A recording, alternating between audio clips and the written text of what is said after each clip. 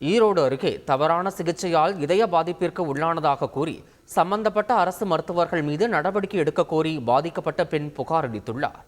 தாளவாடி மலை கிராமத்தைச் சேர்ந்த அனு பல்லவி என்பவர் கடந்த 2022ஆம் ஆண்டு தாளவாடி அரசு மருத்துவமனையில் குடும்ப கட்டுப்பாட்டு அறுவை சிகிச்சைக்காக அனுமதிக்கப்பட்டார். இதையடுத்து மருத்துவர்கள் அரசு அறுவை சிகிச்சை செய்த பின்பு அவருக்கு உடல்நிலை மோசமானதால் மேல் சிகிச்சைக்காக கோவை அரசு மருத்துவமனையில் சேர்க்கப்பட்டார்.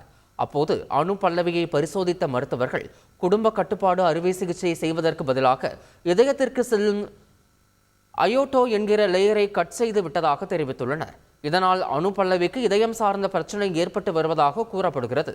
மேலும் வாழ்வாதாரம் இல்லாத நிலையில் மாதம் 15,000 ரூபாய் வரை மருத்துவ செலவு ஏற்படுவதாகவும் அரசு உரிய இழப்பீடு வழங்க வேண்டும் என்றும் கூறிய பின் இது தொடர்பாக விசாரணை நடத்தி தவறான சிகிச்சை செய்த அரசு மருத்துவர்கள் மீது நடவடிக்கை எடுக்க வேண்டும் எனவும் கோரிக்கை வைத்துள்ளார். செய்திகளை உடனுக்குடன் தெரிந்து கொள்ள உடனே சப்ஸ்கிரைப் பண்ணுங்க.